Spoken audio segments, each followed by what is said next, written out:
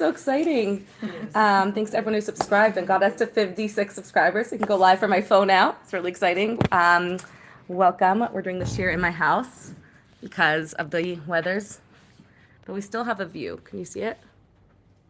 Okay, happy birthday. Today's shir we're going to dedicate to our birthday guest, whose birthday is today. Happy birthday, Shira.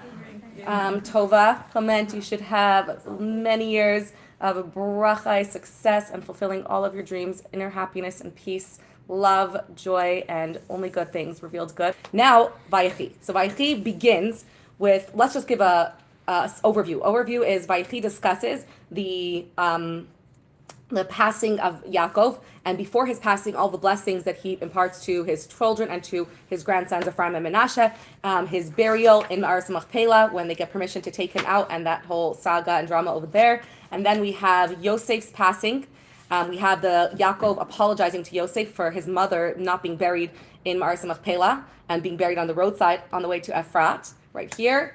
And we have the blessed, so Yosef hinting or telling them that they're going to be in Mitzrayim for quite a long time, longer than they would like, and that they're going to have to remain for a long time, as per the prophecy of Hashem, right, to Abraham. And when they go out, he gives them the hint, and he ends up saying, "Pakod Yifked," that you're going to be here for a long time, but Hashem's going to remember you. And then he passes away, and he says, "When Hashem remembers you and takes you out, then take my bones out with you and bring me out of Mitzrayim." Then he passes away, and they leave him in. I don't know if they mummified him, but they leave him in a casket in Mitzrayim, right? They hit him in the Nile. So that's the ending, the conclusion to this whole Sefer of Bereshis, which really is like a story of the evolving of how we came to be. It's our history. It's how the Jewish nation came to be. The stories in Bereshis, Bereshis, are individuals, are stories of individuals and of families, of rivalry. Even though they're much deeper, the stories are also, going into our soul, right? There's Yaakov and Esav, two brothers fighting, which are also the inner battle and struggle that we have with the Yaakov, Esav inside of us as well at the same time. But they're individual stories. And then in Shemos, we move on to being a nation, right? Everything that happens to us is not really happening only to individual, it's how it's affecting the entire nation, right? Even though we talk about the birth of Moshe, it's then that Moshe saves the entire people, and then it's what happened to the Bnei Israel, right? To the children of Israel. This is really how we formed and how we came to be. And we could spend a lot of time talking about, even in the names of the Parshios, like talking about our story, the creation of the world, Noach being the purpose of creation, right? Our descent, our work, being Vayishlach, being propagators of, of spreading the mission of what we're even here to be. We're going to focus on a few other things today that I'm really excited to talk about.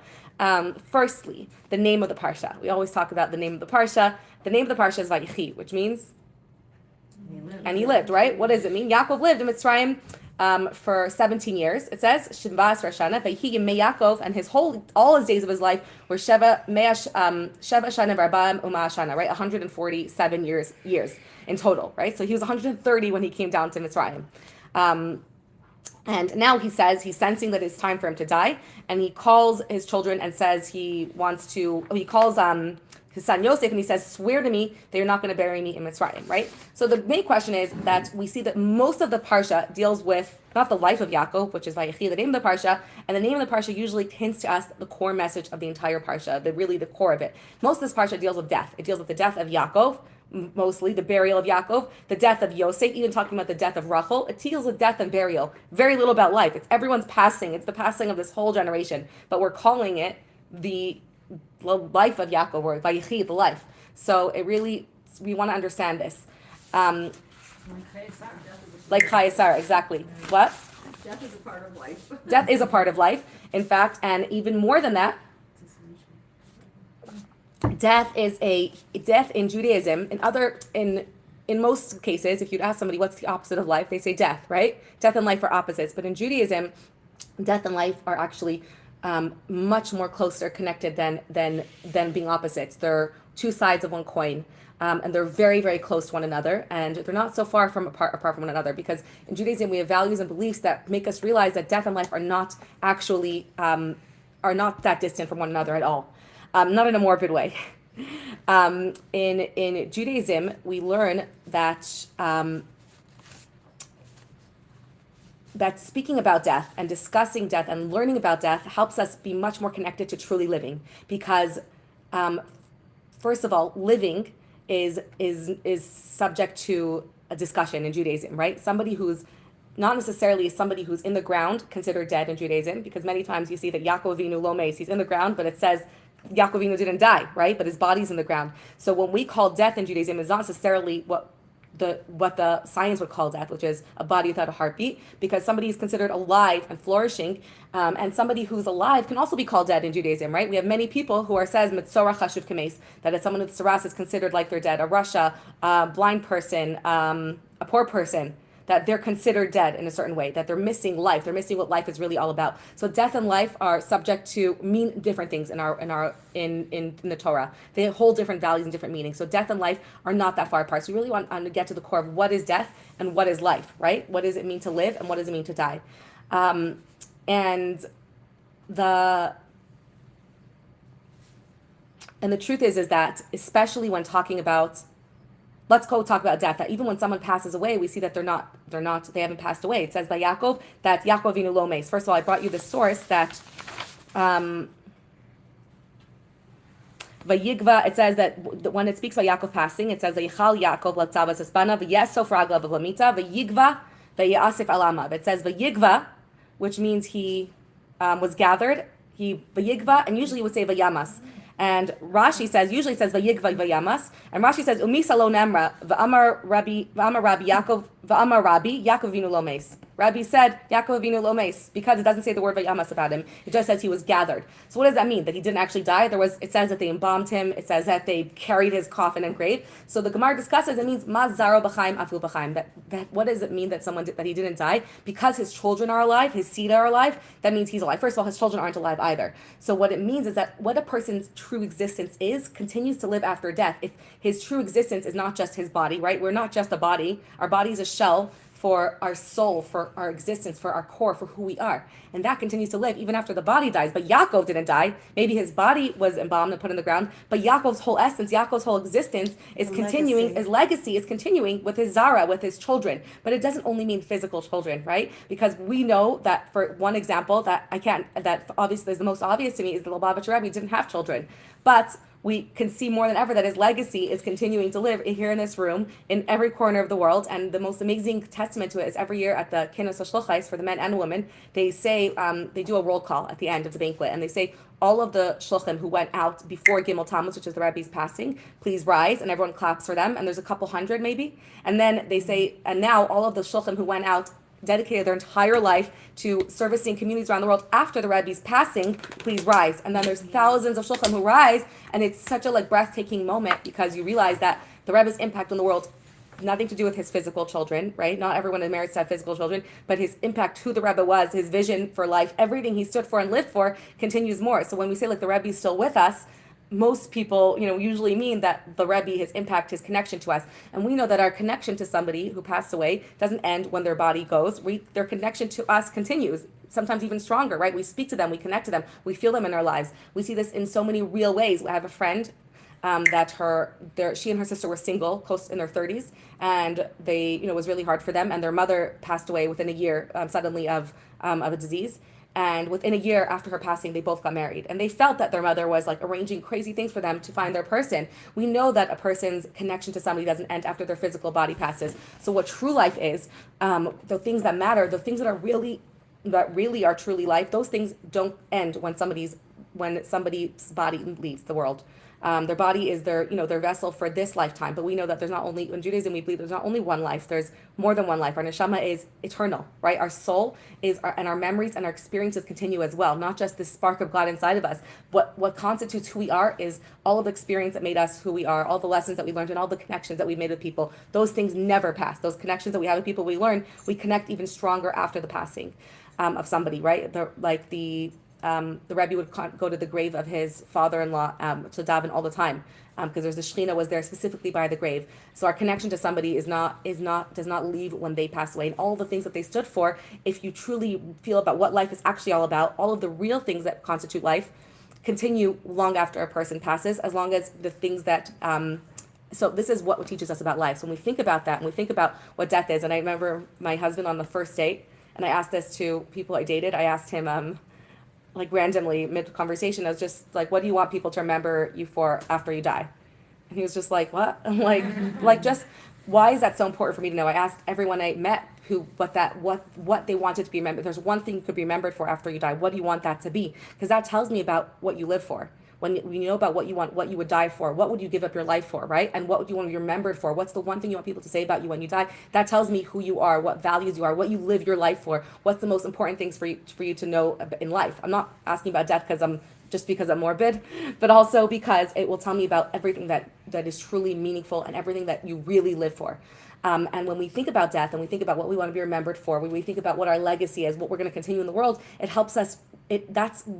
Gives us more life than anything else because it helps us remember what we're living for. It helps us align our lives every single day and live life to the fullest and seize the day and not just exist in a way that's not really truly living. That's why people have near-death experiences. Their life completely transforms many times because having that realization that of what happens after death, or even that near encounter, or even suddenly realizing that everything could have ended, helps us mortality more than anything. Knowing that we're mortal and the reminder of mortality helps us, usually causes us to live in a much more vital way, to live with real life and truly live. Because without mortality, if we knew that life was eternal and endless, it would be, any very day would be meaningless, right? Knowing that there's an end and knowing that we're mortal and that any day, we don't know how many days we have left, that's what gives meaning to every single day, which is so counterintuitive, right? But if you really think about it, if there was endless days to do everything, then every day would just be like, okay, whatever, another day. I have forever, right? I don't have to make today count. I don't have to seize today. And eventually everything becomes completely meaningless because it's just going to go on forever and ever and ever. It's the most depressing thing. So mortality, although it's sad and it's painful, at the same time, it's also what gives meaning to our lives. It's also what makes every single day count. And it's what gives any meaning to every day is the fact that they're numbered. It's the fact that knowing that there's, our days are numbered. We don't know how much time we have left, and we want to seize every day and make the connections meaningful, make our impact on the world, leave our legacy, and live each day to what makes us think about what's valuable to us, what our values are, and live life in line with those things. Even though we shouldn't, in Chassidus, we know that ultimately our bodies are not just a shell to be discarded. If we have to take care of our homes. The body is our home for our soul. It's the only way our soul can impact the world, right? So we have to really respect our bodies, and they don't even belong to us. Our bodies are given to us as a gift from Hashem. So we have to respect our bodies, care for our bodies in the most, in the most amazing way, because our body is the only way we can do any of the impacts we have on other people are through our body, right? We can't connect with people, we can't leave a legacy, we can't inspire, we can't teach, all the things that we do, even though we could connect after passing, but the true creation comes through our body. So we really have to treat our body with the utmost respect, and also note that even deeper, our body comes from a much, like we said last week's Parsha, our body comes from an even in part in Teves, that our body comes from an even higher place than our souls.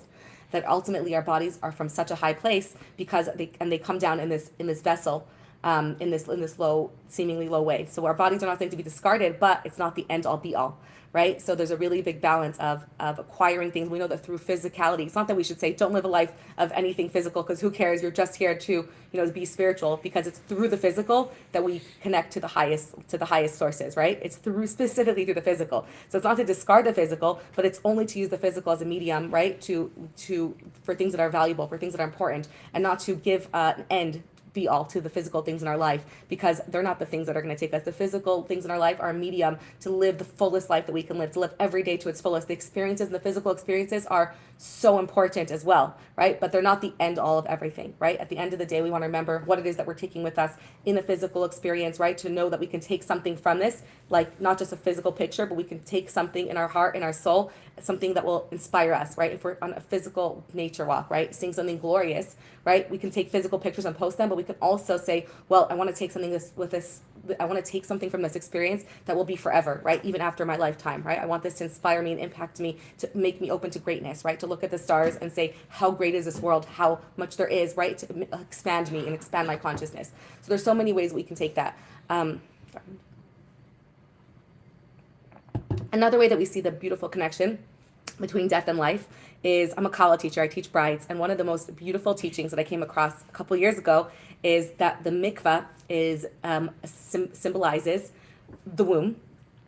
That just like before we're born, we're completely encompassed. A fetus is completely encompassed in the amniotic fluids of her mother's womb, and then she emerges into the world. Going to the mikvah is returning to that womb-like state, right? And psychologists will say that some psychologists say that we're all chasing that oneness, that feeling of oneness that we had in the womb when we're just nurtured and have everything that we need. And then in relationships, we're searching to be one with another person the way we were returning to that womb-like stage. And in the mikvah, we have that experience. And what we're meant to do is just remove everything and be like a fetus without anything upon us, just us enveloped by this amniotic fluid of God, right? Like the mikvah, like the mabul in Noach, where Hashem put the world back into that amniotic fluid of the world, right? That womb-like stage that was in the world before it emerged from the water, right? The water was surrounded by water, and then we emerged. So going to the mikvah is returning to that stage, and it's also symbolic of the grave, because it's not just surrounded by water, but it's also a hole dug into the ground. The mikvah is dug into the ground. It's a space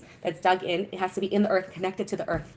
And that's where we return. So the mikvah is that connection and that bridge between birth and death, right? Between life when we emerge from the womb, which is the source of all life, and the grave, which is where everything returns to, which is also that state of oneness, right? When a soul is in the ground, it's encompassed by oneness. It returns to God, to that state of being completely bittul. And that's why is the mikvah that stage, because the mikvah, we say tvila, litvol, right? Ala tvila, right? And tvila is the same word as bittul. Bittul is letting go of all my sense of self and submitting to something greater than me. Bittul is a mikvah, is dipping. Like dipping is submitting yourself to something greater, and it's letting go of all power and just being held by Hashem. It's submitting in the greatest way. It's submitting and just saying, I want to be held, I want to be carried, and just hold me, and submitting all of my sense of self in a way to be encompassed by something much greater than me. And that mikvah is that bridge, and that's why it's that bridge. And the times we go to the mikvah are anytime we have anything to do with life and death, with mortality, or when we go to the mikvah, to be reminded of that. The mikvah is when we come in contact with a dead body, with a dead animal. When somebody is born in the world, when somebody gives birth, we also go to that mikvah stage. Every month when a woman menstruates and she has that capacity for life inside of her, and she sheds her eggs, then she also goes to the mikvah, because she's again reminded of mortality. And that reminder of mortality is very powerful when we go back to that stage of realizing how connected birth and death are, right? There's an egg, and then we have this potential for life, and then it's shed and released. And in that moment, she goes to the mikvah and returns to that state of this reminder of this connection and this bridge between death and life, and the reminder that mortality has about how significant life is, and to remember where everything comes from, where we come from, right? And where we're going. And that we're going to a space where not it ends all in the ground. Our body is there, and our soul continues, and we have it, in whatever form it will take, in another lifetime, in another way, come back into this body. And also not everyone knows that a body before it's buried is also dipped in the mikvah. Again, in that same state, in this returning to that womb-like state and that rebirth, right? Because death is not an end, it's a rebirth and it's a recreation.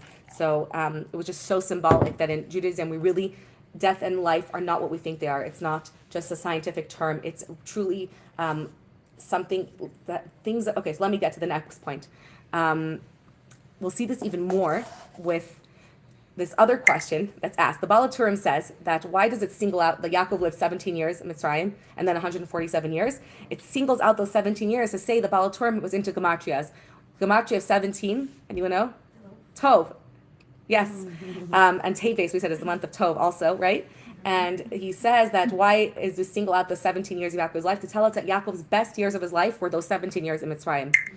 And the Tzemach Tzedek asked a big question about this, the third Chabad Rabbi. He said, how could it be that Yaakov's best years of his life were in a place that wasn't Eretz Yisrael, that was this horrible place that he didn't even want to go down? Yaakov was so against going down to Mitzrayim.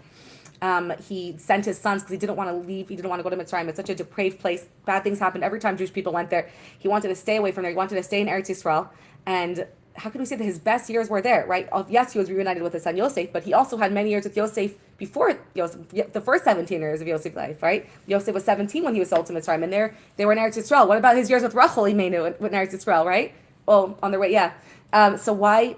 How could we say this? That Yaakov's best years were there. So it's when we truly understand what true life is, then we can understand that in Yaakov's years, it showed that it was the best years of his life. So true life, just to build on what we've said earlier, is Chaim and Emes are synonymous. That life is synonymous not with a body that has a heart pumping, because there can be a body that has a heart pumping that a person is not living at all, right? They don't have nothing will remain with them, nothing that they've acquired. I mean, it says that not even the biggest Russia acquires deeds like the seeds of a pomegranate. So there's nobody has nothing, right? But there are people whose bodies have passed, but their true life continues in this world and making a much greater impact, and their connections are so much greater than somebody whose who's physically alive but doesn't have any of what true life is. So what is true life? Chaim is synonymous with emes, right? It says Eitz Chaim. It's a das, Eitz Chaim. Anyways, so life in Chassidus is synonymous with truth, with emes. And Yaakov was actually the your name is Tiferes, right? So we learned that Avram and Yitzchak were Chesed and Gvura, right, in that order, and Yaakov was Tiferes. Shalom, can you grab a photo before you go? Sure. Thanks. Yaakov's midah Tiferes, and it says Tiferes is the midah of emes. It's the midah of truth, right? Because if you're too much in Chesed and you're too much in Gvura, then there's no truth to that, right? There's not full emes, even though obviously the avos were emes. But if you have Tiferes, right, that's the balance of both. That's what emes is. So why is that so? This actually answers. It says that Yaakov was mitaso shlema. He was the only one of all of the avos. We discussed this many times that all of his children remained tzaddikim. All 12 of his children remained tzaddikim. Even Yosef when he was in Mitzrayim. And they said, what did Yaakov merit? Right? The Avram was a great tzaddik. Yitzchak was a great tzaddik. They had children that were Risha'im, Ishmael and Esav, respectively. And Yaakov only had tzaddikim. What did he do differently? So we learn that that emes is the balance, first of all, that it's not when there's chesed too much extreme in one side or too much extreme of gvura, right? Then something comes from it that's not perfection. Perfection has to be tiferes, a balance of both. What does this mean in the deeper way? That emes, that it carries emes, the letters of emes are aleph, mem, and taf. That emes, something that's true, is something that's forever, and that's why life, which is forever, which is continues forever, is synonymous with emes, because anything that's true, the test to see if something is true in life is to see if it's from aleph to taf and mem. It goes from the beginning through the mem until the taf at the end, right? Drora every year tells me that emes without the aleph, without the oneness, is mace, right? That if you have truth, but it doesn't have that, Drora says this, I love it. She does say that. I love it. And so what does this mean? If anything in life feels real, and you don't know if this is real or not, right? Is this a real thing or is this not real? Is this, the test of it is to see if it follows through to the end, if it carries through the hard times. If it could get it till the end, then you know retroactively. So it's retroactively that it was true. Only at the end of something can you look back and know if it was truth or not truth. And we see this in Yaakov's life specifically. So with Yaakov's children, the fact that they continue to perpetuate who he was and all of everything that he gave to them and his existence and the messages and the values that he carried through all of his children shows us that Yaakov retroactively, everything he did was emes, everything he did was in balance, and everything he did was not just one way or the other way, it was a balance of both. And he did everything with pure truth and pure honesty, right? With pure, doesn't mean, we're not talking about how to raise children or that because, his children were evil, had to reflect on the parents, obviously not. But we learned that Yaakov's midah of emes, because his source was from Tiferes, was from the midah of truth, therefore it lasted. Therefore it continued to last, and it was forever. Whereas their source was from Chesed or Gvura, they were the epitomes of Chesed and Gvura, therefore it carried through, but it didn't necessarily have an everlasting impact. Now, what does this mean about everlasting? So I'll give you a few examples. If you want to know if a relationship is real, right? Some people feel in love and they're like, this is true love. If they want to know if this is true love, right? The test is if it lasts, right? If they feel like they're in love, and some people feel like this is true love, and then they go through our challenge, right? And after love gets stale or things don't get as exciting anymore, or there's another temptation, and then somewhat the love isn't faithful, then they know that wasn't true love, right? Because if it was true love, it would last forever. The biggest example of that in the Torah is actually, that says true love in the Torah is the love of David and Yehonasan. It lasted even when he was threatened with death, even when his father ran against everything. It lasted through everything. Their love conquered everything. When love conquers all, and they can look back and see whatever hardship they were faced with, the love prevailed. That's true love. And the biggest example of true love is love between a parent and a child, right? No matter what test it goes through, the love of a parent and a child survives because it's emes. It's real love. So real love, the test is that it goes from aleph through mem, through all the challenges and hardships until the end. It doesn't waver. It stays. It stays. And it says that the midah of emes of Yaakov is the bria chatichon in the this is in Chassidus. It compares it to the pole that went all the way around the Mishkan, that it bent and it stayed. No matter where it went, it was level. It's level no matter what. Not that we don't have ups and downs in relationships, but that the love doesn't go away. Even when love is covered up, no matter what, the love comes back and resurfaces. It's like a heartbeat. There's ups and downs, but then there's a sort of medium of the heartbeat. That's where you want to be, right? An up and down, but it's always there, right?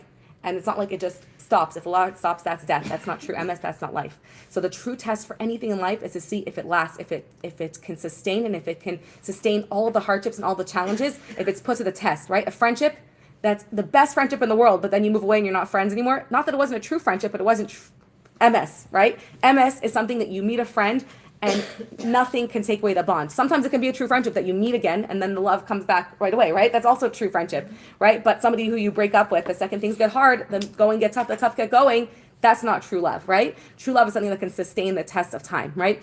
A true midah, to test your midah and yourself, is to see if it sustains the tests and the of life, right? I love this example where, where my whole single life, I thought that I had mastered my emotions. There's a concept in Chassidus called moach shalit ala lev, that the moach shalit ala lev, the mind over matter, right? The heart, mind over matter, that I can use my mind to control all my heart's emotions. My anger never got the best of me because I thought I'd mastered. I'm just, I'm very cerebral. I just don't have, those natural tendencies. And I would try to explain to other people, don't be sad about this breakup, know it's for the best, know that he wasn't good for you. I was just your mind can tell you how to feel, right? Right. And I was convinced that I was just, completely mastered it, to the point that I would pray for feelings, natural feelings like anger and jealousy. And I would speak to rabbis about it, what's wrong with me? I want to just feel something, right? I want to feel pain. I want to feel things other people feel. And then I always say, and then I got the blessing of children and of marriage, and this appeared like this, right? Thank God I don't have that challenge anymore of not feeling. I get angry. I don't even connect to that person, right? So I literally The meat of the month, right? the meat of the month is anger. Anger, literally come home, the things are on the floor, my house was clean, I cleaned the whole house and then again stuff. I can get angry from anything. But I really, to the point that I thought that was so true in me, that me, that moch shat alev, I was just who I am. I would sit in traffic and everyone would be for hours and be mad, and I'm what's there to be mad about? This is meant, we're meant to be here. Our anger won't change the situation.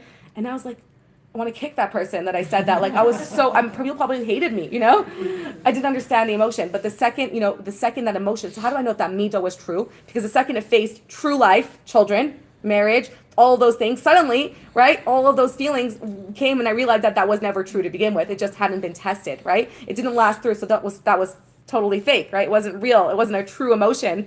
It was true in that stage, but it's not true forever, right? It's not eternal and MS, and it's not chaim.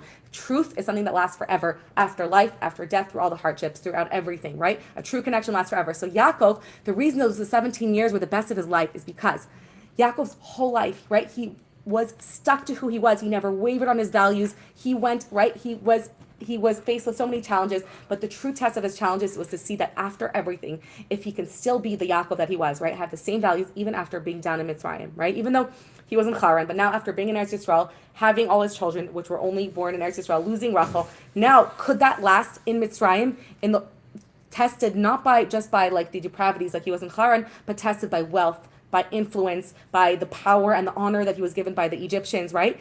Would his values change? Would his dress change? Would his outlook change? Would who he was change in any way? Given all of the influence that he was given in Mitzrayim, having to leave Eretz Yisrael, would his love for Eretz Yisrael go away? Would his yearning to go back? And we learned that it didn't change for 1 minute. Every day Yaakov called himself, right? And that even imparted to Yosef, right? That he was an Ivri, even when he spent almost his entire life in Mitzrayim, right? Yosef lived his entire life, minus 17 years. He was the Ivri. He didn't belong there. Yaakov established his Goshen in as a place of yeshiva learning. He never got distracted by the distractions and the glitz of Mitzrayim. And when that came true, and when that was shown to be true, that Yaakov remained exactly who he was, right? Exactly who he was through everything, through going down to Mitzrayim, through being given the honor by the king or the palace, and he was simple. He lived a simple life in Goshen. He just wanted to learn Torah all day, and his values, what he gave over to his children, were exactly the same as before, right? He kept with him exactly the same values when he imparted it to, we'll see in the brachos to his children, in the rebukes against his children. Nothing changed. Then we see that everything was MS. That's why we see that they were the best years of his life, where he truly lived the most, because you see that his life was the same valuable before and after, right? Yaakov didn't change, and Yaakov didn't waver. Okay. I just wanted to say that the example in the Torah of not being that is Amnon and Tamar. Yeah. Amnon and Tamar were it was lust. Conditional love. Right. He thought he loved Tamar. Yeah, but as soon as he had her, right, then it was gone. And it was also a love that was devoid of respect, which is the Tiferes takes love and it combines it with Gevura, which is respect, right? Which is knowing that you're two different people. And that's only then going to love sustain, right? If there's just, I love you, it's me, right? It's not seeing you, and it's not having boundaries, it's not having space, it's not respecting you. It's such a good example, right? Pirkei Avos, the Torah has all the examples. We have time for my next thought. Okay, the Torah's next thought. This is amazing. Another theme in this week's Parsha. I have to show you the sources. Okay. Look at the last source on the first page. we see there's okay, let's introduce this idea that in this parsha there's an unusual, I don't want to say obsession, an unusual focus on the burial place of somebody, right? For a parsha that doesn't really, that we're talking about how, so now let's see if we, first, sorry.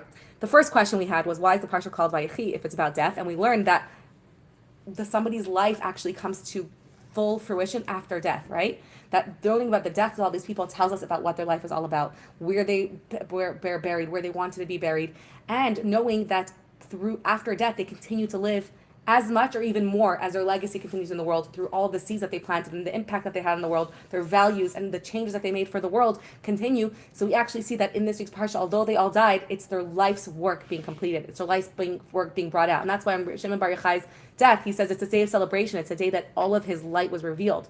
So a passing is when you're no longer constricted by your body's limitations to only be able to have a certain amount of connection. As many people as I love, and love is expansive, physically I'm limited by how much time I can connect to you. But when the soul leaves, time is a creation, and when the soul leaves the body, it's no longer constricted by time and by any of those limitations, and the soul can connect exponentially to all the people that connected to without any limitations of time. Albeit it's now limited because it doesn't have the physical medium, and we still would rather have a physical connection with somebody. But there is also an advantage, and there's also the truth of what the real life and the real connection that continues even in a greater way afterwards. So we see that death and life are very connected, and that's why Vayechi is not unusual that it's called Vayechi, even though it's talking about his passing. Now we want to talk about why is such a focus on where they're buried, right? If anyways afterwards we're disconnecting from the body, right? The body is not as important as, it's not what lasts forever, right? The body is limited, right? It disintegrates. So why such a focus on where a person is buried, right? What is the deeper meaning to that? We see this in 3 instances in this week's parsha, a very big back and forth about it really matters where they're buried, that where a person's buried matters so much, right? Why does it matter? Truly think about it. Why does it matter where a person's buried? It's just their body. Their soul is forever. What's truly important is forever. So first of all, Chassidus, we love to say that the body is extremely important, right? The body is not just it's not just a shell, it's a home. It was designed and picked. Our body is exactly created and molded in this specific way. There's significance to every limb of our body, not just for physical, practical use, but we mirror, every part of our body mirrors the divine image of Hashem and mirrors something in spirituality. It's very, we're made in God's image, right? And each unique body is different. No two bodies are the same, and that's intentional. Hashem picked your body to be a home for your soul because your unique capabilities and strengths in your body are specifically designed for your mission in this life. And we really believe that. So first of all, our bodies are more significant. But we also learned that the place where a person's buried is where their soul's presence is the most, especially for the first year after the person passes away.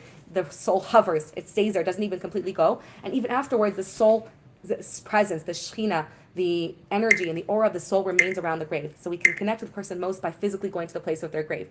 And that's why we go to the Kvarm of Tzaddikim. If at the end, remind me to say a really crazy story about the grave places. But I did want to say that the Rebbe said that all the graves of Tzaddikim are connected. Like this space, just like the idea of like that oneness and being embraced, that if somebody can't make it to the grave of their loved one or to the grave of a specific tzaddik, they can go to the grave of any tzaddik and pray there because the Shekhinah rests there, and it connects all of the tzaddik graves of all the graves of all the tzaddikim together. So being there, it's like a portal. And like now we're like in sci-fi world, we can understand this idea of like portals being opening to other places. It's a spiritual portal that connects to all of the other, like spirituality is not just something floaty, it's it's dimensions, so it connects us to all of those dimensions. So if we can't make it to a specific grave, so people who can't go to the Ol of the Rebbe where the Shekhinah is there to get their blessing, he says go to the cave of any tzaddik. All the Kvarim of tzaddikim are connected. Go to Rachel Yemeinu's cave, right, who passed away. We're talking about her death her passing in this week's parsha. She passed away on Yud Aleph Cheshvan, Yud Bet. I thought it's Yud Aleph Cheshvan. Yud better Cheshvan? No, I think it's Or Yud Yud Aleph? Yud Aleph? I think No, that it's was Yud better or Yud Chet? It's Yud Aleph. No, it's Yud Aleph? Oh, no, I just couldn't remember if it's Cheshvan or Teves, but I think it's Cheshvan. Okay. It's Cheshvan. It is for sure. Cheshvan. So it's 1 month from today, 1 month ago today. So now it's her 1 month burial anniversary, so we should all go. So where a person's buried is mentioned 3 times this week's parsha, and there's even a deeper significance to this. Not just so where a person's buried matters because their Shekhinah and their presence is connected to their body because they're synonymous. The effect they have in the world is a medium through the body, right? And we learned that the body specifically will reincarnate to the way it was. So it is a specific design, right? The body is not just a shell that we discard and don't treat with the most respect and develop it the most that we could, right? Now, on an even deeper note, this is where it gets really cool. So skip to the second. No, I didn't even bring it to you. Okay, I'm going to read you the sources. The first place in this week's Parsha is in chapter 47, Mem Zayin, Pasuk Chav Tes. It says, Yaakov was what? It's the first one. Oh, good. Thank you. Yes, exactly. Vayikvru Mei Yisrael, the first source, Lamos, Vayikra Livno Yosef, Vayarmolo. Imna matzasi chen beinecha, simna yadcha tachas yirechi, v'asisi madi chesed ve'emes, ve'alna tikbireni b'mitzrayim. Right? He says, what does he tell him? He says, I'm going to pass away soon. Put your hand under my thigh, right? Not weird at all. And promise me that you won't bury me in Mitzrayim. Right? Okay, so that makes sense, right? That's how they swore in those days, right? We learned this another time why they use the bris to swear on, right? But then next passage says, "V'shachachti mavaisai," and I'll lay with my fathers. That means he wants to be buried in Maris Machpelah, right? Or in the land of my fathers. V'nestasani mitzrayim v'kvartani b'kvurasam, bury me in their burial place, right? V'yomar anochi esek kavrechem. He says, "Okay, I'll do what you said." Oh, Yosef agrees. Then he makes some promise again. V'yomar hishavali, he says, "Swear to me." Right? He says, I already told you. Vayishava lo, and he promised him, Vayishtachu Yisrael al Rosh Hamita, and he prostrated on the bed, right? So he wasn't enough. So we have a question, why did he make him swear? Why wasn't it enough that he didn't trust his son Yosef? He says, okay, I'll bury you there. Why did he make him swear again? And then, I believe there's even another time where he makes him swear another time. That's what happens. The Mepharshim asked the question, why did he make him swear if he already promised him? Why did he make him swear again? It seems very unnecessary. He didn't and untrusting. And the Mepharshim say he made him swear because Paro, he knew that Paro wouldn't let him take Yaakov out because the pharaohs believed in Egypt, right? They first of all they saw how much blessing Yaakov brought to Mitzrayim from the minute he was there, and he was given so much honor. The Nile overflowed with water from the minute Yaakov came, so they saw a direct connection, and they believed, right, that the body of a pharaoh was sacred and it had to be buried and embalmed and kept, right? So they wanted Yaakov's body to stay in Mitzrayim because they really worshipped the right. They knew that the body brings blessing. They knew that connection even after passing, right? So they said, "There's no way that Paro is going to let you take me out." So he says that he made him swear so that Yosef could tell Paro, I have to take him out because I made him a swear. It was his dying wish. So the Paro can't fight with that, right? You can't argue with the man's dying wish, and that's actually what happened. Paro didn't want to take him out. He said, no, we want his body here. It's bringing his blessing. You're going to take away our source of blessing. And Yosef said, he made me swear, right? So they said, okay, and that's actually what happened. They took his body out. There was accompanied by all the greatest ministers of Egypt were accompanied with him. Cavalries accompanied him. This is a long journey, right? We're thinking Egypt, south of Eilat, right? On foot or by carriages, all the way up to Maris Machpelah, right?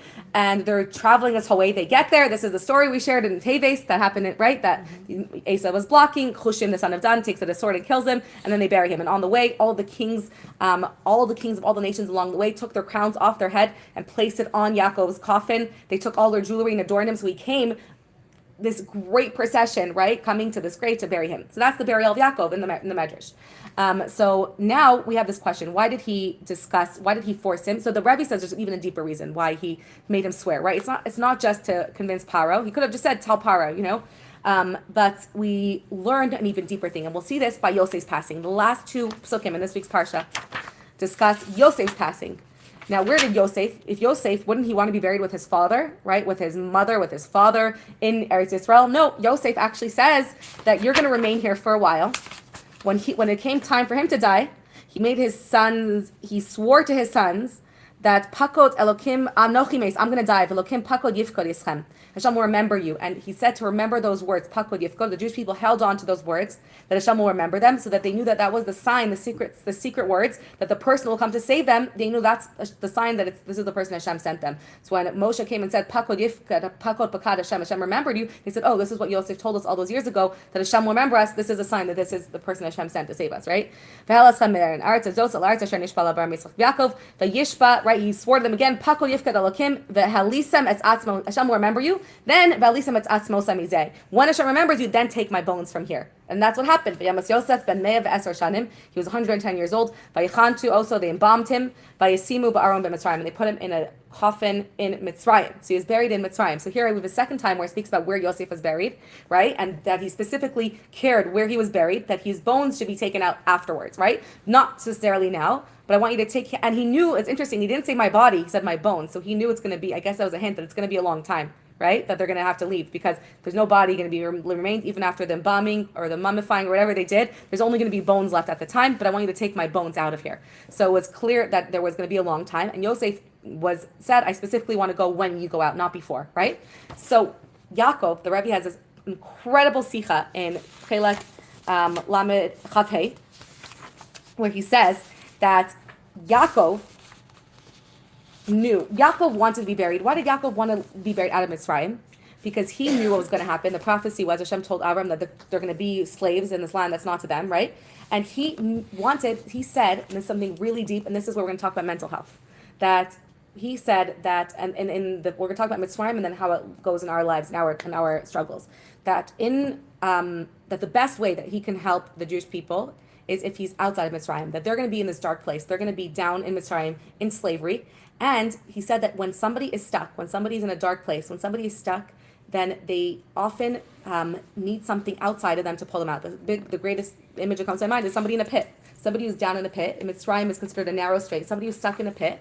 He can't get himself out, right? Because he can't climb out. If it's too deep for him to climb out. But somebody on top can easily lend him a hand or send down a rope and pull him out. But he himself can't come out. So he says, I want to be able to pray for you and help you while you're in Egypt. And I have to be on the outside in order to help you. I can't help you if I'm in Egypt. I want to be the person on the outside that's able to pull you out and able to schlep you out and give you chizuk from the outside and lend you down a hand so I can take you out of your low place. If I'm low with you, I'm not going to be able to pull you out, right? And that's what Yaakov's, that was why Yaakov specifically wants to be buried in Mitzrayim. So in Israel and out of Mitzrayim.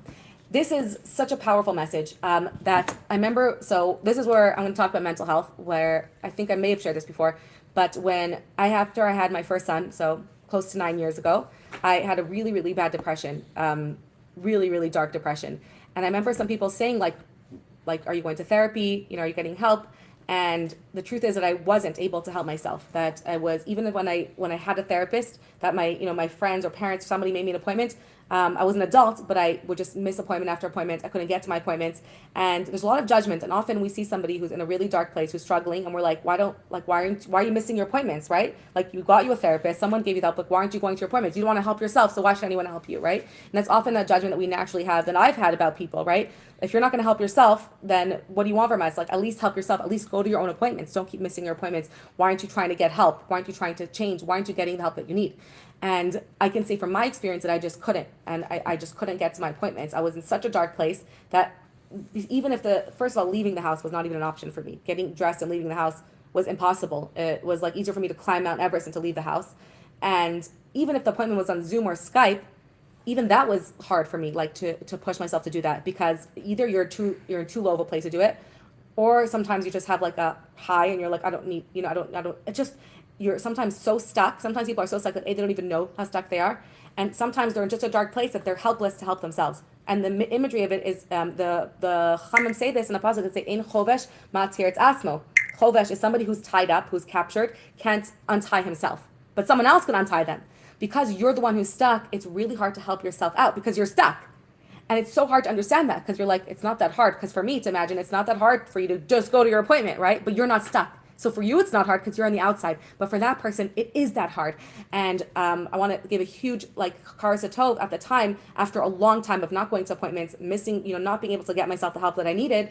I had my husband and my really good friend at the time who literally would come over and pick me up and take me. I can drive myself, I can go on the subway, but I couldn't without somebody literally taking me. They would come and be like, okay, what do you need to get out of the house? Can I get you, how can I help you get out of the house? How can I help you get dressed? How can I support you? What does support look like right now, right? Helping me literally from getting out of my bed to the car, to getting the appointment, to being there with me because it was too overwhelming to do anything by myself at the time. And I couldn't have got better without the help, but it was so hard. It's so hard for people to understand that somebody who's in the situation, those things that are easy for you are not easy for them, because mental health doesn't look like other illnesses, right? It's not like if somebody's physically can't walk, you're like, well, obviously I can help them, if it's easy for me, but this is, it's very real. It's just not something that is as easy to see. And Yaakov understood this. He said that if I'm in it with them, then I can help them, right? That I can only untie them and free them and daven for them and give them that salvation when they're on the outside. And it was that knowledge also that the whole time we're in Mitzrayim, Yaakov's there, he's on the outside, we're going to get there, right? Sometimes knowing we're in a dark place and knowing that, someone has gone through it and they've been out on the other side, it's so empowering to hear other people's stories, to have someone who's on the outside praying for us, to have somebody who's just literally empowering us and pulling us out and saying, oh, come, I'm okay, right? I'm not sick. I can take you to your appointment. For them, it's still not a big deal. It's like, okay, I'll come and take you to your appointment. It's hard. It's a big, I'm not discrediting or in diminishing the time and effort, but it's not as stuck. You're not as stuck, and therefore it's much easier. So ein chovesh matir atzmo is what Yaakov's philosophy was on how to help someone in their darkness, how to help the Jewish people in their darkness, and it's a philosophy for life that often we need to know this, and this is so empowering. First of all, in addition to helping other people and seeing that they're stuck and not judging them and saying, why aren't you getting the help you need? Saying maybe they're so stuck in their darkness that they can't help themselves. They're just not able to. And I can't understand that and I can't judge it, but I can help them because for me, I'm like, it's not that hard. So I can go and make them the appointment, right? And sometimes you'd be surprised. You'd think like, I don't want to overstep, but you just say, can I get you an appointment with a psychiatrist, with a psychologist, with a therapist? And they'll be like, yes, please. That would be so helpful. Or like, if you don't mind. You don't realize how when people want it, they want to get help and they want to be helped. They just don't know how to ask for it, right? So if we can reach out and say, would you want me to do that for you? Or can I please do that for you? How open people would be, you'd be shocked because it's not how we would normally think. And for somebody who is struggling in a dark place, that it's also so important for them to know that ein chovesh matir asmo. It's not that, you don't want to help yourself. It's not like, why can't I get to my appointment? Someone who's stuck can't pull themselves out, right? You really need someone on the outside who's not stuck to give you a schlep. So you should reach out and say, I really need support. I want to get better. And I can't help myself, and I just can't do any of these things. I can't make myself an appointment. I can't find the right doctor. Even thinking about it is just too much for me at this point. Can you help me? Or do you know someone who can help me? And reaching out to people, having a support team and saying, I need your support. And even if I have the appointment, I just want you to know there's a 100% chance that I'm not going to get up and go to it. Even if it costs $500, right? That's how hard it is to get out of bed and to get to somewhere right now. Right? So it's really important to be able to express those things and to understand that when you're in Mitzrayim, you really need someone on the outside advocating for you and pulling you out and being there for you, because that's just the nature of being stuck somewhere. And that's why Yaakov made Yosef swear. So why did he make him swear? Because Yaakov knew that Yosef has a different philosophy. And Yosef, right, he was the one who was in the pit. He was one who was sent down. He was enslaved. He was sent to Mitzrayim. Yosef's philosophy was really deep. He said that I can help you much better if I'm in the pit with you, right? He said that we need you to be with us to help us, right? We need you in there. And it's actually really deep. Yosef said, I can best help you. I want my bones to be with you so you know you're not alone.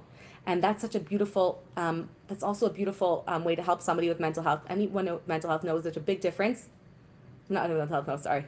There's a huge difference between sympathy and empathy. They're so similar, right? They look so similar. I'm reaching out to you to help you, but sympathy and empathy are so different, right? Sympathy is you're in the hole, and I'm saying, I feel so bad for you that you're in the hole, right? What can I get for you? And empathy is saying, I'm so pained seeing you in the hole. Not I feel bad for you, like over there. Sympathy is you're there, I'm here, and I'm gonna, feel bad for you and then go back to my own life. Empathy is I'm in the pain with you, right? You're in pain, that makes me in pain. Like the beautiful story, I forget which Rav in Yerushalayim went to a doctor and he said it says it about everybody, but I think it is about Ari Levine. He went to the doctor and he said, doctor, my wife's foot hurts us, right? That's empathy. Empathy is if you're in pain, I'm sad because you're in pain. So empathy is not saying you there in the pit, I feel bad for you. Empathy the visual of it is climbing down in the pit and saying, you're sad, I'm going to stay next to you, right? I'm going to just be here with you. I'm with you in this pain. If you're in pain, I'm in pain. And it sounds almost the same words. It's not saying I feel bad for you. It's I feel bad because you're sad.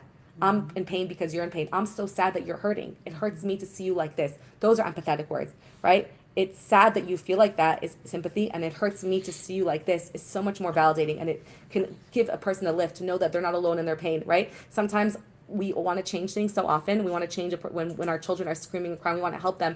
What's wrong? We want to talk about it. But sometimes it just needs to sit near them when they're sad. Mm-hmm. And I saw this amazing video a few years ago of a father. His kid was just having a tantrum. He was just sitting there with him, right? Not trying to change it, just saying, I'm sad because you're sad, right? I'm with you in this pain. You're not alone. And just holding his hands out until the child's ready to embrace him, right? Sometimes the biggest help at medicine is just knowing that somebody is going to stay with you in this dark place, even though it's so uncomfortable to do that, right? Because you want it to stop because of our own feelings. We want the tantrum to stop. It's triggering us. It's making us anxious. It's making us overwhelmed. It's bothering us. But what the child needs is not for us to make it better or to fix it. Often they just need us to empathize and to be there with them, and that's already a huge boost, right? That already gives us the boost.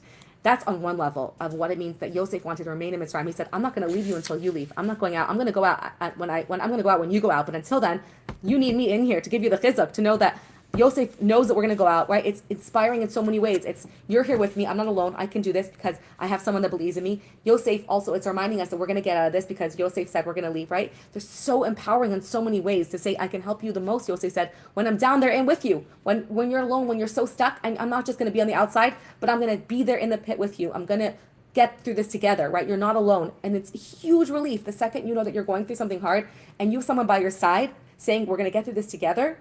It changes everything, right? It makes the load bearable when you know that it's not just you getting through it, that you have a team, because it feels so hard to know that you're on this on your own, doing this on your own. So because Yaakov knew that Yosef's going to want to keep him in Mitzrayim, so even though he said, I'll bury, so there's a few answers, but one of the beautiful answers is that Yaakov said to Yosef, promise me you'll take me out of Mitzrayim, and he said, okay, I will. And then he says, swear to me that you'll take me out, bury me now in Mitzrayim, because he said maybe Yosef's going to say, I'll take him out, but when we go out, right, later, first, will Yaakov support us through being in Mitzrayim, through being buried here? Meanwhile, and then when we go out, then I'll bury him in Eretz Yisrael. So Yaakov said, no, promise me that right now, that you're not going to bury me for even one day in Mitzrayim, even though I know you're going to want to keep me, right? So that's on one level, that first of all, to say, not that you're going to wait later, and you're going to do it later, but that now you're going to take me. And this another, even on another level, it's that I know, right, Yaakov saying to Yosef, that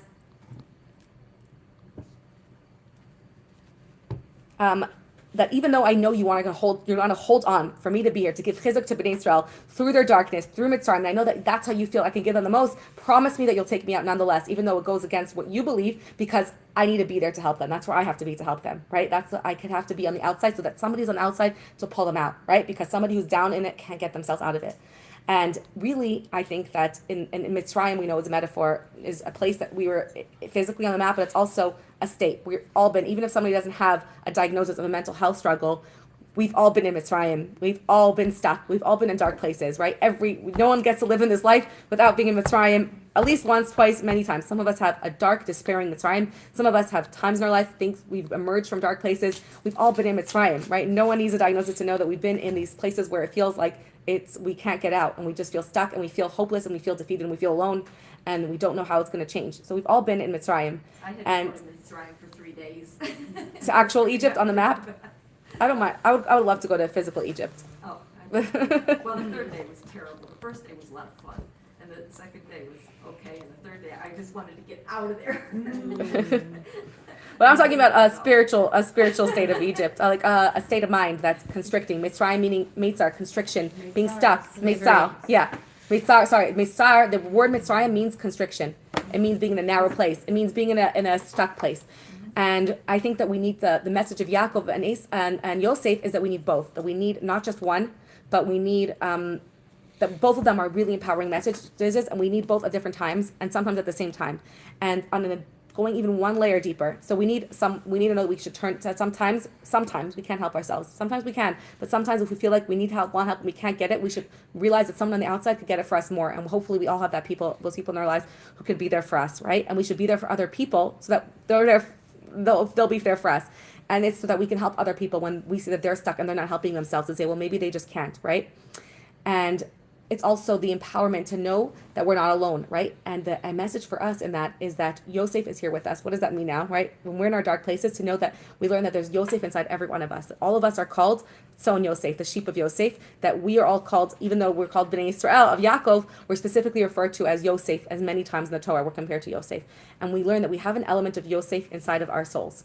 And that means that even if we're in the darkest place, even if we can't get out on our own, even if we feel stuck in the pits, in this dark stage of our life, in a Mitzrayim, where we feel helpless, to remember that that there's still Yosef's bones buried inside of us, that there's a part of our soul that's completely unaffected by this state of darkness. There's a part of us, there's a part of of our soul that's not stuck right now. There's a part of me that's existing beyond this already. There's a part of me that has the tools, that has the light, that's lit up in this darkness. That even in the darkest times, there's a cruse of oil left, right? There's always oil left, and we just have to dig deeper. The Yosef bones are with me, right? I just have to go into the water and pull it away, and maybe call it revoke that Yosef inside of me. So to know that it's not dark at the end of the day, I'm not alone in here. Yosef's bones are with me. That means that there's a part of my soul, there's a light that will get me through this. And I just have to maybe pull it out of me and dig it deeper. And then that little cruse of oil will burn and last for 8 days. But it's there inside of me. And that's really inspiring to remember and to know that I have the answers all inside of me.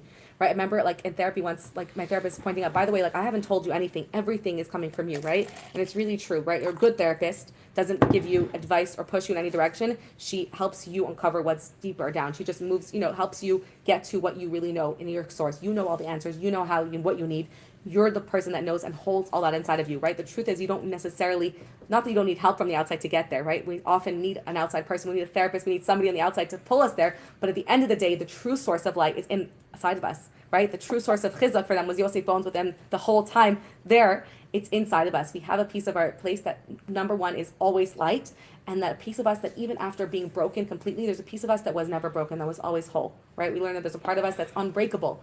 There's a part of us that's uncontaminable, that it's untouchable by no one could touch, right? Like the Greeks were so frustrated because they can't touch it. No armies and darkness could ever get out the light, right? It says, "Mayim rabim lo yochlu lechabas es ava." There's no amounts of waters that can extinguish the flame inside my soul. That flame, that hope, that light, that goodness, that salvation, and that koach, that strength. Even if we feel helpless and powerless, if we remember that Yosef's bones are inside of us, that will remind us to just keep digging, and maybe we'll need help from someone else.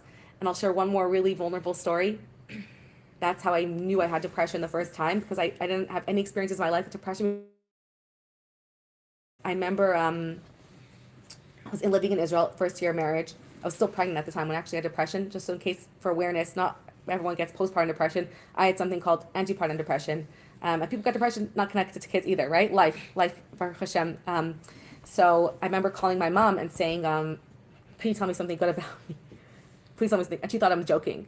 And I was like, no, I can't think of anything good about myself right now. Like, I couldn't think about anything positive. So she was like, you're my sunshine, you're my light. Thank God my mom's amazing. And then it happened again, like maybe a week later. And I was just like, when she told me nice things about myself, I just cried. I was like, oh, you're right, I do have good inside of me, right? And that's when I realized maybe, and when I said that to her the second time, she said, this doesn't sound like my Kiki. Like, I used to be very confident, and I've never asked somebody to tell me something good about myself. And when she said this doesn't sound like me, it clicked. I'm like, oh, maybe this isn't me. Maybe something's happening to me now that's not me, because this isn't me. And I'm like, wait, what's going on? So I started Googling, like, can you get depression in pregnancy? And I saw that I could, and I just did this like online depression test. I'm like, oh, I'm literally clinically depressed. I diagnosed myself, and then I got, like, later on I got a diagnosis, but it took like sometimes it was like, yeah, we have that goodness in me. My mom is not making up something in me, but sometimes we can turn to somebody and ask them to like help us light our flame, right? We need a shamish, we need somebody. So for us to help people in our lives, you don't know the impact of just going to somebody in the street and just how much it impacts us when somebody just comes to you and just goes like, you just are so beautiful, right? You have such an aura. How much does that elevate us and lift that life inside of us and pull that out of us, right? It uplifts us so much. And we realize how much it uplifts us when even a total stranger just stops and says something nice to us or smiles at us or just says, thank you so much for whatever you're doing, or just a big smile and asks us our name and says, thank you. When we remember that, we can really use that to uplift somebody else, to remind them their light, remind them their light to bring it out. So we should all be blessed to have to be in touch with our inner Yosef, to have people in our lives who can lift us up when we're down, and to be those people for other people in our lives, and to live life with true life to be able to impact every single day, leave something tiny that will last forever, right? That will leave an impacting legacy. And it's not that hard. It's not hard work to do those things. It's sending a message to somebody, I'm thinking about you. It's making a stronger connection with somebody in our life, like our children that we love, right? Those things, things that really make a difference are not the hard things, right? They're the free things, or the things in life that don't come with as much of a price tag. So thank you for joining me. I hope I didn't make you morbid, and I hope it gave you a lot to think about and enrich your lives in a positive way. Beautiful. Thanks for joining. Really nice, That was Kiki. really amazing. Now I don't know how to post this. Can you say that last It must be sentence, sick. that last phrase you said about water and? If I press exit, then it deletes. My first YouTube live. Oh, thanks to everyone who watched me live. if you subscribe and we get to 1,000 subscribers, then we get to go live from the computer, and it'll be better quality and better quality sound. So please, if you enjoyed this video, send it to your friends, send it to your family. You can always sponsor a share for any amount of a donation to chabadefrat.com/donate, and you can dedicate a share in memory of anybody. Any amount is great and helpful. And thank you to everyone who joined. And I wish I knew how to post this. No, because it says. No, don't worry about it. No, I press X at the end. I'm not pressing X. Just close it. It automatically. I'm not closing this. If I lose this recording, Okay, let me see. I'm pressing share. Kiki, what was that last phrase you said? Share it with your. Look, it says I'm live. Wait, hold on. Maybe someone in the comments can tell me how to end it. I mean, only on. See, look, it just gives me an X. Do I X?